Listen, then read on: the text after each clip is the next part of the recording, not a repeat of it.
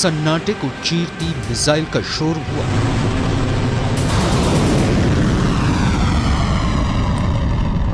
आवाज से 5 गुना रफ्तार वाली मिसाइलें लॉन्च होने लगी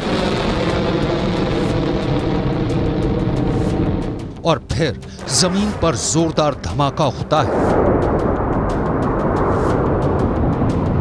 इतना जोरदार कि जलजला आ जाता है। आग की लपटों के साथ जमीन का जर्रा जर्रा बिखर जाता है।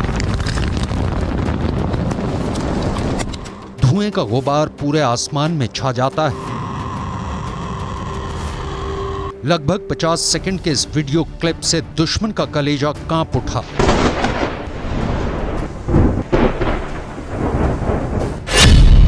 पहली मिसाइल,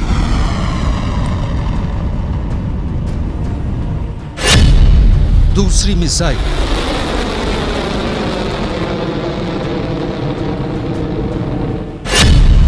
तीसरी मिसाइल, एक के बाद एक 3 मिसाइलें टारगेट पर छोड़ी जाती हैं और फिर तीनों अपने टारगेट पर कुछ इस तरह गिरती हैं।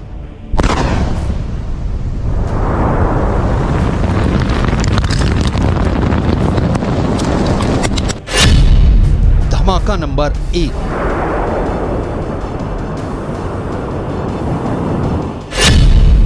धमाका नंबर 2,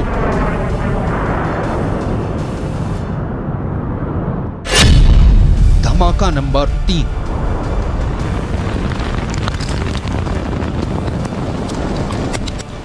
धमाका ईरान में किया गया, लेकिन इसकी आवाज तेल अवीव तक पहुंची। इस ब्लास्ट का शोर हजारों किलोमीटर दूर व्हाइट हाउस में भी सुना गया। इतना जोरदार धमाका था कि नेतन्याहू और बाइडेन का दिल बैठ गया।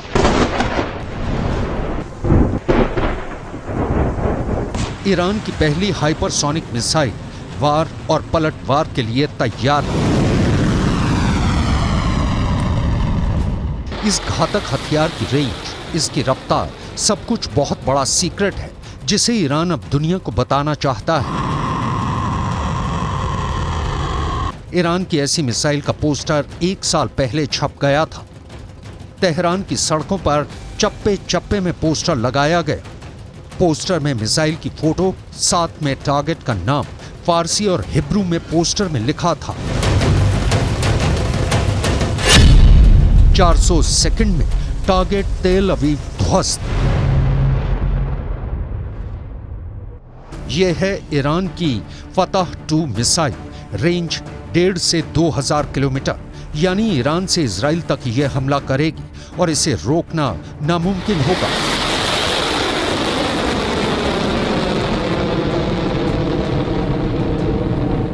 क्योंकि ये हाइपरसोनिक मिसाइल है, यानी स्पीड 6000 किलोमीटर प्रति घंटा से ज्यादा, या कहें कि आवाज से 5 गुना ज्यादा रफ्तार।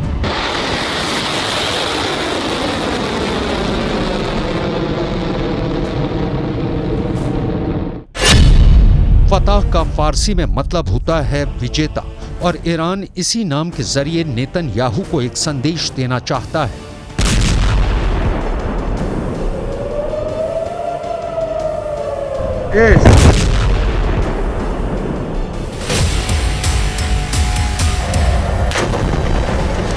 गाजा में हो रही बमबारी और हजारों लोगों की मौत को लेकर ईरान इस वक्त बहुत गुस्से में है। सबने सवाल पूछा कि मिसाइल है तो ईरान किस बात का इंतजार कर रहा है।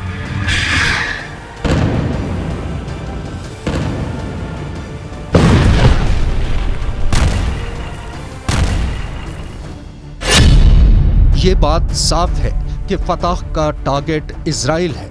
पिछले साल नवंबर में ईरान की इस्लामिक रिवॉल्यूशनरी गार्ड कोर यानी IRGC ने दावा किया था कि उसने एक ऐसी हाइपरसोनिक मिसाइल बनाई है जो महज 7 मिनट के अंदर इजराइल को तबाह कर सकती है। यानी इजराइल को सिर्फ 400 सेकंड में बर्बाद करने का दावा किया गया, और अब फतह 2 सबके सामने है। هر هدفی رو که اراده بکنیم به حول قوه الهی دقیق اون رو مورد اصابت قرار بدیم. تخيفنا ولم تخفنا في الله أكبر الله جندك.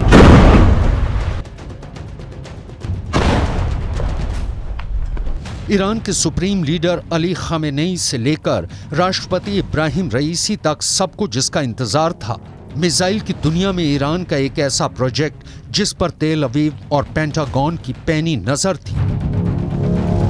मिसाइल की ईरान की ताकत देखने के लिए दुनिया बड़ी बेसब्री से इंतजार कर रही थी। खामेनेई ने पहले इसी मिसाइल का एक सीक्रेट अड्डे पर जाकर मुआयना किया और फिर ईरान ने जोरदार बारूदी धमाका करके दोस्त और दुश्मन सभी को अपनी ताकत का सबूत दे दिया।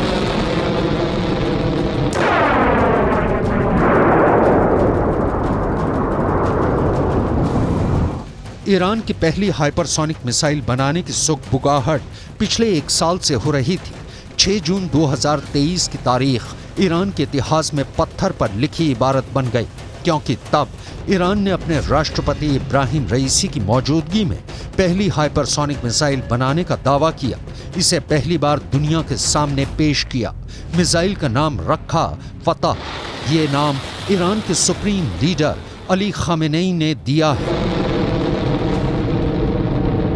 रईस जमहूर अमेरिका, सदर आज़म आलمان، रईस जमहूर فرانسه، نخست وزیر انگلیس، اینا دارن از یه چنین موجودی، از یه چنین هویتی دارن دفاع میکنن و بهش کمک دارن میکنن. این معناش چیه؟ معناش این است که مسئله تبعیض نژادی که امروز یکی از مسائل مهم دنیاست، ईरान ने पश्चिम एशिया में अपने मोहरों से इजराइल की घेराबंदी की हुई है। ईरान बार बार इजराइल को धमकाता रहता है। ईरान के रेवोल्यूशनरी गार्ड के डिप्टी कमांडर अली फदावी ने एक बड़ी धमकी दी। उन्होंने कहा कि ईरान की मिसाइल के टारगेट पर इजराइल का तीसरा बड़ा शहर हाइफा है, जिसे इजराइल का गेटवे भी कहा जाता है। इजराइल की अर्थव्यवस्था में हाफा शहर का अहम योगदान है। यहाँ इजराइल का एक पोर्ट है जहाँ समुद्री रास्ते से आने जाने वाले सामान आते हैं। फतह मिसाइल के नजरिए से देखें तो ईरान से हाइफा की दूरी 2000 किलोमीटर है और सीरिया से तो हाइफा की दूरी 600 किलोमीटर से भी कम है, लेकिन लेबनान से हाइफा की दूरी मात्र 350 किलोमीटर है। फतह 2 मिसाइल 1400 किलोमीटर से भी दूर जा सकती है। यह मिसाइल के वॉरहेड के वजन पर तय होता है। ऐसे में सवाल पैदा होता है कि अगर ईरान हाइफा को अपनी जमीन से निशाना बनाएगा तो क्या ईरान के पास 2000 किलोमीटर से दूर तक मार करने वाली मिसाइलें हैं जो हाइफा को निशाना बना सकती हैं, या फिर ईरान सीरिया और लेबनान से इजराइल के शहर हाइफा को निशाना बनाएगा। ईरान की सेना और सरकार ने दावा किया है कि इस हाइपरसोनिक मिसाइल के खौफ से अब दुश्मन आंख उठाकर देखने से पहले 1000 बार सोचेगा। अमेरिका भी इजराइल को बचा नहीं पाएगा।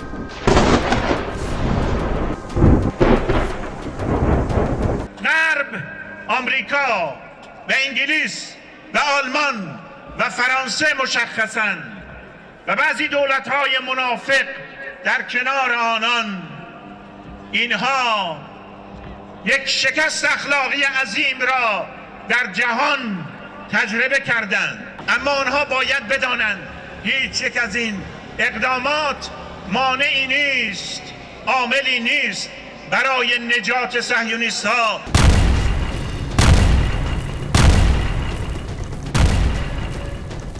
सवाल है कि क्या गाजा की आग अब तेल अवीव वर्सेस तेहरान में भड़कने वाली है? क्या ईरान अपने दम पर इजराइल को हरा सकता है? और क्या फतह मिसाइल ने उसे वो भरोसा दे दिया है?